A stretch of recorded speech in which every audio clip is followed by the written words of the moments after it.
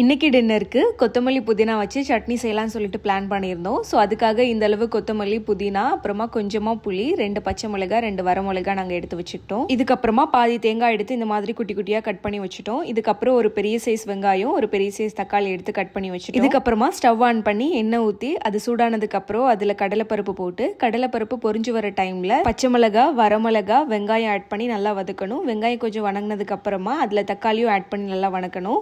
இதுக்கப்புறம் இதில் கொஞ்சம் இஞ்சி பூண்டு பேஸ்ட் ஆட் பண்ணிட்டு பச்சை வாசனை போற வரைக்கும் நல்லா வதக்கணும். நெக்ஸ்ட் எடுத்து வச்சிருந்த கொத்தமல்லி புதினா புளி சேர்த்து நல்லா வதக்கணும். இந்த கொத்தமல்லி புதினா போடும்போது நிறைய இருக்க மாதிரி இருந்தது, ஆனா வணங்க அது குவான்டிட்டி ரொம்ப கம்மியான மாதிரி ஆயிடுச்சு. நெக்ஸ்ட் நம்ம கட் பண்ணி வச்சிருந்த தேங்காய் ஆட் பண்ணிட்டு ஃபைனலா உப்பையும் ஆட் பண்ணிட்டு நல்லா கிளறி விட்டுறணும். இதுக்கப்புறம் இதை அப்படியே ஆற வச்சுட்டு அரைச்சு எடுத்தோம் அப்படின்னா ஒரு டேஸ்டான கொத்தமல்லி புதினா சட்னி ரெடி ஆயிடும். இந்த ரெசிபி பண்றதுக்கும் சிம்பிளா இருக்கும், அது தோசையோட வச்சு சாப்பிடும்போது டேஸ்டா இருக்கும். நீங்களும் கண்டிப்பா இந்த ரெசிபி ட்ரை பண்ணி பாருங்க. அண்ட் இந்த மாதிரி மோர் வீடியோஸ் பார்க்கறதுக்கு மறக்காம ட்ரீமி vlogs ஃபாலோ பண்ணிக்கோங்க. நெக்ஸ்ட் வீடியோல மீட் பண்ணலாம். Bye by.